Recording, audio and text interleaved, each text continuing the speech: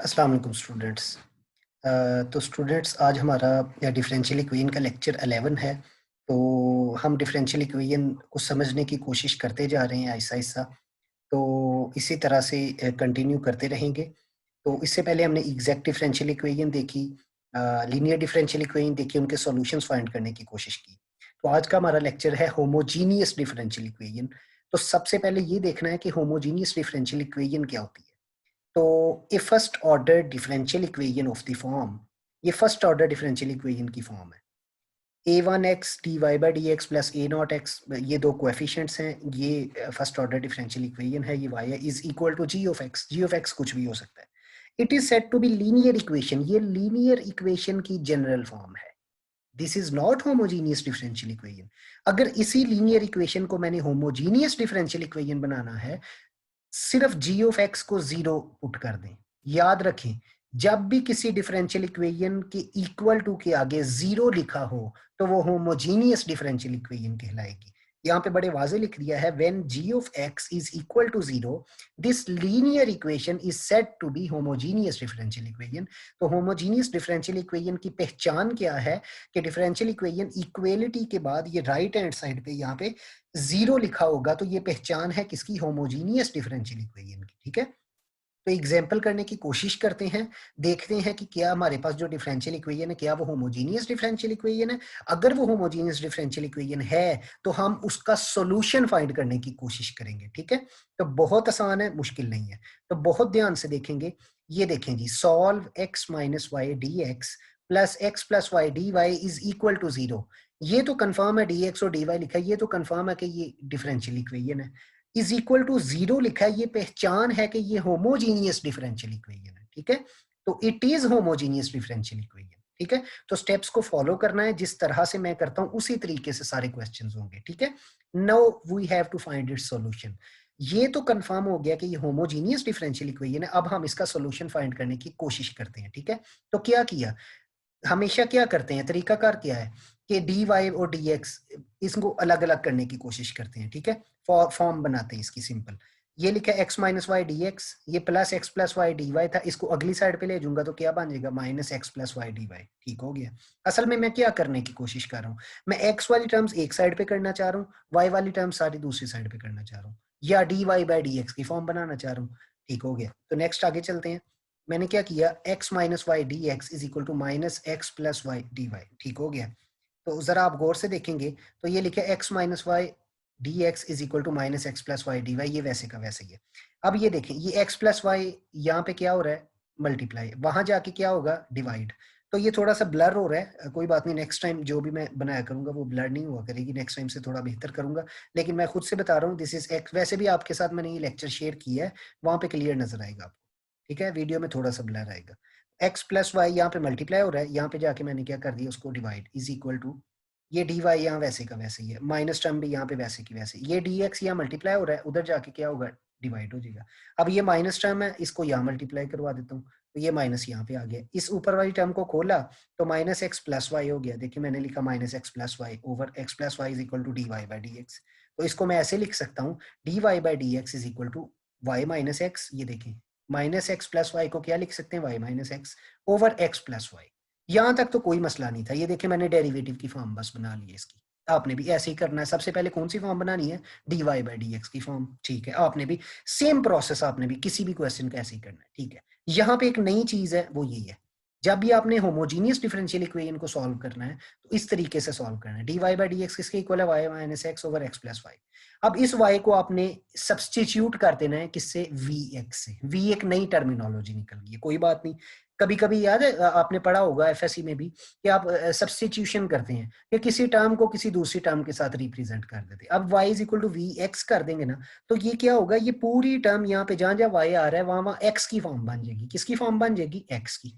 तो y की जगह शुरू में क्या पुट किया मैंने, वी एक्स, एंड पे जाके जहां जहां पे वी लिखा आएगा वह वाई ओवर एक्स पुट कर दूंगा, वापसी दोबारा रीपुटिंग कर दूंगा। तो शुरू में मैंने Y is equal to we x put किया, तो देखें ये पूरी फॉर्म एक्स के फॉर्मेट में आ गई है, एक्स के फॉर्मेट में आ जाएगी। ठीक है, तो वो ये एक एक्स्ट्रा स्टेप है जो कि आपने सिंपल याद करना है। कि जब होमोजीनियस डिफरेंशियल इक्वेशन को सॉल्व कर रहे होंगे, पहले आपने डेरिवेटिव की फॉर्म बनानी है, उसके बाद y की जगह क्या पुट कर देना है, vx, कोई मसला नहीं है। बाद में आप vx पुट कर लें, qx पुट कर लें, px पुट कर लें, कोई मसला नहीं है, लेकिन इस तरह का कुछ पुट करें कि एक फॉर्मेट बन जाए, x का फॉर्मेट बन जाए। देखिए ठीक है, तो ठीक है, अब इस y का अगर मैं डेरिवेटिव लेता हूँ विद रिस्पेक्ट टू x, तो देखिए मैंने इस y का डेरिवेटिव लिया विद रिस्पेक्ट टू x, क्या बना, dy by dx is equal to d by dx of v into X. याद रखना ये v भी वेरिएबल है, x भी वेरिएबल है, ठीक है। मैंने सिर्फ अभी y यहाँ पुट नहीं किया, मैंने सिर्फ इस y का डेरिवेटिव लिया। क्यों लिया इसका बाद में बताता हूँ मैं आपको, ठीक है। ये देखिए यहाँ भी dy by dx बना है, यहाँ भी dy by dx बना है, ठीक है। तो डेरिवेटिव लिया इस y का विद रिस्पेक्ट टू x, ठीक है, क्योंकि सारा काम x में कर रहे हैं। तो क्या बना, dy by dx is equal to d by dx of this term vx। अब v भी वेरिएबल है, x भी वेरिएबल है, तो जब भी दो वेरिएबल आपस में मल्टीप्लाई होते हैं, तो जब डेरिवेटिव लेना होता है तो प्रोडक्ट रूल लगता है। क्या लगता है, प्रोडक्ट रूल। अब प्रोडक्ट रूल बड़ा आसान है। प्रोडक्ट रूल क्या कहता है, कहता है फर्स्ट एज इट इज, मतलब v as it is, second का derivative with respect to x। Product rule क्या था, first as it is, second का derivative, plus second as it is, first का डेरिवेटिव। देखिए तो second as it is x और first v है, v का derivative with respect to x, क्या बना, dv by dx, कोई बात नहीं। ये dx से कैंसिल, क्या बचा, v plus x dv by dx, किसके इक्वल है, dy by dx। अब ये देखें, एक टर्म मेरे पास dy by dx ये बन गई है, दूसरी टर्म मेरे पास dy by dx ये बन गई है, इसलिए मैंने इस y का डेरिवेटिव लिया था। ये भी dy by dx है, ये भी dy by dx है, बस क्या फर्क है इन दोनों में, ये जो dy by dx है ये किसके, ये एग्जैक्ट है, ठीक है, असली वाली है। ये कौन सा dy by dx है, ये v के फॉर्मेट वाली है, जिसमें v की टर्मिनोलॉजीज है, y वाली नहीं है, v वाली, ठीक है। इस dy by dx को चुप करके इस dy by dx की जगह पुट कर देते हैं, तो करके देखते हैं। तो मैंने क्या किया, इसका आंसर क्या है, v plus x dv by dx, इसको उस dy by dx में पुट कर दिया। देखें v plus X dv by dx किसके इक्वल है, ये देखें यहाँ क्या लिखा हुआ था, y minus X over X plus Y, तो जहां जहां y लिखा है वहां क्या पुट कर दें, vx। क्यों, शुरू में आपने कहा था let y is equal to vx, ठीक है। ये एक एक्स्ट्रा स्टेप है जो कि आपने सिंपल याद रखना है, होमोजीनियस डिफरेंशियल इक्वेशन को ऐसे सॉल्व करते हैं, ठीक हो गया। ठीक है, y की जगह क्या पुट कर दिया आपने, vx, वेरी गुड, हो गया, ठीक है। अब यहाँ से जरा और देखें, जो चीजें कॉमन निकलती हैं लाजमी निकालें, ठीक है। अब ये देखें, यहाँ पे भी x कॉमन निकलता है, यहाँ पे भी x कॉमन निकलता है, x को कॉमन निकालें। x कॉमन निकला, v माइनस वन बन गया, x कॉमन निकला, वन प्लस वी बन गया, x को x से आपने कैंसिल कर देना, हो गया। तो क्या बना, x dv by dx, ये v यहाँ प्लस हो रहा है, उस तरफ जाके क्या होगा, माइनस, तो ये देखें ये माइनस हो गया यहाँ पे, ठीक हो गया। अब यहाँ पे इसका हमने क्या लिया, ये देखें ये वन प्लस वी है, इसको हम ऐसे लिख सकते हैं, वन प्लस वी, मैंने टोटल नीचे कॉमन लिया, और one plus V multiply by one is one, one multiply by V minus one is V minus one, ठीक है। तो ऐसे किया तो ये क्या बन गया, इसके इसके नीचे वन है, तो one multiply by one plus V, तो वन प्लस वी को इस वी से मल्टीप्लाई करेंगे तो बनेगा minus V square minus V, आप करके देख लीजिएगा चाहे, ठीक है। तो यहाँ से क्या हुआ, ये माइनस वी, ये प्लस वी कैंसिल हो गए, तो क्या बचा, minus one plus we square over one plus V, X dv by dx। अब क्या करें, सेपरेट वेरिएबल्स, वेरिएबल्स को सेपरेट कर दें, v वाली फॉर्म्स अलग कर दें, x वाली फॉर्म्स अलग कर दें, तो करके देख लेते हैं, ठीक है, कोई मसला नहीं है। तो क्या किया मैंने ये किया, one plus we square over one plus V, इसको ऐसे लिखा, ये dv यहाँ पे क्या है, मल्टीप्लाई हो रहा है, ठीक है। तो ये देखें, ये वन प्लस वी यहाँ पे डिवाइड हो रहा है, उस तरफ जाके क्या होगा, मल्टीप्लाई, देखिए वन प्लस वी, ये वन प्लस वी स्क्वायर यहाँ ऊपर है, तो इधर जाके क्या होगा, divide one plus we square, ठीक है। सिंपल मैंने क्रॉस मल्टीप्लाई किया है, तो x वाली टर्म्स अलग हो गई हैं, v वाली टर्म्स, इस तरह के आपने मल्टीपल क्वेश्चंस किए, सिंपल मैंने क्रॉस मल्टीप्लाई किया, जस्ट क्या किया, x वाली टर्म्स को अलहदा कर दिया, v वाली टर्म्स को अलहदा कर दिया, ठीक है, सिंपल ये किया, ठीक है। क्रॉस मल्टीप्लाई करें, v वाली टर्म्स, ये देखें दिस मल्टीप्लाई बाय दिस, इधर आ गया, तो ये वाली यहाँ पे मल्टीप्लाई हो रही है, उधर जाके डिवाइड होगी, ये dx यहाँ पे डिवाइड हो रहा है, उधर जाके मल्टीप्लाई हो रहा है, ये x यहाँ पे मल्टीप्लाई हो रहा है, उस तरफ जाके डिवाइड हो गया, देखिए वन ओवर एक्स, ये माइनस को मैंने माइनस ही रहने दी है, ऐसे जैसे चलता आ रहा है। अब यहाँ पे देखें, v वाली टर्म्स अलहदा है, x वाली टर्म्स अलहदा है, देखिए सेपरेट वेरिएबल्स हो गए हैं ना, v वाली टर्म्स अलहदा हो गई हैं, x वाली टर्म्स अलहदा हो गई। अब आप इसको इंटीग्रेट कर सकते हैं, अब आप इंटीग्रेट बोथ साइड्स, दोनों चीजें अलहदा अलहदा हो गई, ठीक है, इंटीग्रेट बोथ साइड्स। तो मैंने क्या किया, यहाँ पे भी अलग इंटीग्रेशन की है, यहाँ पे अलग इंटीग्रेशन की है, ठीक है। अब इन दोनों को आप अलग कर सकते हैं, वन ओवर समथिंग इसको अलहदा, v ओवर समथिंग इसको अलहदा, देखिए one divided by one plus we square अलहदा, plus v divided by one plus we square अलहदा is equal to minus 1/x integration dx, ये वैसे का वैसे ही ठीक हो गया। इसको मैंने वैसे ही लिखा 1/1 प्लस वी स्केयर, बिल्कुल ठीक है, प्लस अब ये देखें ये ना डेरिवेटिव v ऊपर v है नीचे 1 प्लस वी स्केयर है, ठीक है, इसकी इंटीग्रेशन करनी है, इसकी इंटीग्रेशन होगी natural log of 1 plus v square, लेकिन तब होगी जब ये 1 प्लस वी स्केयर का ऊपर डेरिवेटिव बना होगा। 1 का डेरिवेटिव 0, वी स्केयर का डेरिवेटिव क्या होता है, ये इंटीग्रेशन का रूल है कि नीचे वाली टर्म का ऊपर डेरिवेटिव होना जरूरी है, ठीक है, नीचे वाली टर्म का ऊपर डेरिवेटिव होना जरूरी है, फिर आप इसी इंटीग्रेशन कर सकेंगे। तो वी स्केयर का डेरिवेटिव होता है 2v, ठीक है, तो यहाँ 2 बनाना है, तो यहाँ पे 2 बनाना है एक किस्म का, तो क्या करूंगा इस टर्म के साथ 2 मल्टीप्लाई भी करवा दूंगा और डिवाइड भी करवा दूंगा। देखें मैंने यहाँ पे 1/2 भी लिख दिया, 2 भी लिख दिया, 2 2 से कैंसिल हो जाता है, मैंने सिर्फ टर्म बनानी थी, अब ये टर्म बन गई है। अब हमें पता है 2v/1 प्लस वी स्केयर है, तो इसका डेरिवेटिव देखें, इस टर्म का डेरिवेटिव ऊपर मौजूद है, तो इसका इंटीग्रेशन क्या होगी 1/2 वैसे ही natural log of 1 plus v square, ठीक है, इज इक्वल टू, ये देखें 1/x की इंटीग्रेशन क्या होती है, पहले ये देखें x का डेरिवेटिव ऊपर बना हुआ है, यस बना हुआ है, x का डेरिवेटिव होता है dx, ये देखें ऊपर बना हुआ है dx लिखा हुआ है 1 मल्टीप्लाई बाय dx बना हुआ है, तो इसका इंटीग्रेशन क्या है natural log of x plus c dash 1/1 plus v square, ये देखें अब यहाँ पे वो रूल नहीं लगता नेचुरल लॉग का, क्यों, क्योंकि ऊपर ऊपर डेरिवेटिव होना जरूरी था, वी स्केयर है, ठीक है, वी स्केयर का डेरिवेटिव 2v, तो ना ऊपर v है ना 2 है, तो इसको बना ही नहीं सकते, v से मल्टीप्लाई डिवाइड आप नहीं करवा सकते, वेरिएबल से मल्टीप्लाई डिवाइड नहीं करते।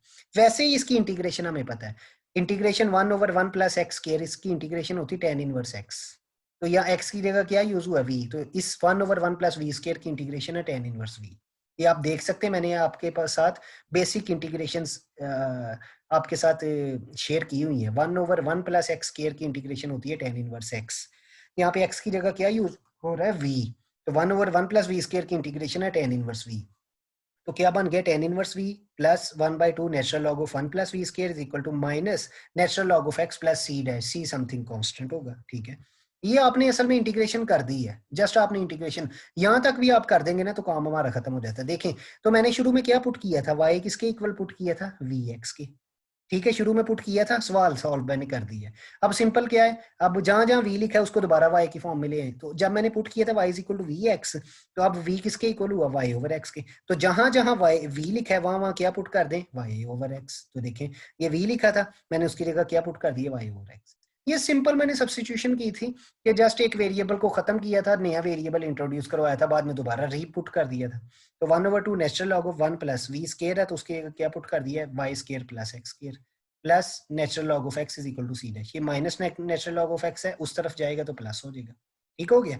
अब ये देखें ये 2 यहाँ पे डिवाइड हो रहा है, तो मैं क्या करता हूँ इसको खत्म करने के लिए ना पूरी टर्म के साथ 2 से मल्टीप्लाई करवा देता हूँ, ठीक है, तो ना भी करवाएं काम चलेगा, कोई बात नहीं, यहाँ तक आपका आंसर ठीक है, यहाँ तक सवाल खत्म हो जाता है, लेकिन थोड़ा सा और सिंप्लीफाई करना है तो कर सकते हैं, तो पूरी टर्म के साथ 2 से मल्टीप्लाई करेंगे तो ये बना 2 tan इनवर्स y/x प्लस ये 2 से यहाँ मल्टीप्लाई करेंगे तो कैंसिल हो जाएगा नेचुरल लॉग ऑफ, ये देखेंगे यहाँ पे ठीक है, एक्स स्केयर, इसको ऐसे लिख सकते हैं x square plus y square over x square, ठीक है, प्लस ये 2 यहाँ multiply natural log of x is equal to 2c dash, ठीक हो गया। तो ये रहा 2, ये वैसे का वैसे 2 tan inverse y over x plus natural log of, अब इसका ये नेचुरल लॉग का कानून है कि डिवाइड हो रहे हो ना तो वो आपस में माइनस हो जाते हैं, natural log of a over b किसके इक्वल होता है, natural log of a minus natural log of b, तो ये लिखा है natural log of x square plus y square minus natural log of x square, ये नेचुरल लॉग का rule है, ये भी आपके साथ पहले शेयर किया हुआ, plus 2 natural log of x को आप ऐसे लिख सकते हैं natural log of x square, ये भी आपके साथ रूल पहले शेयर किया गया है।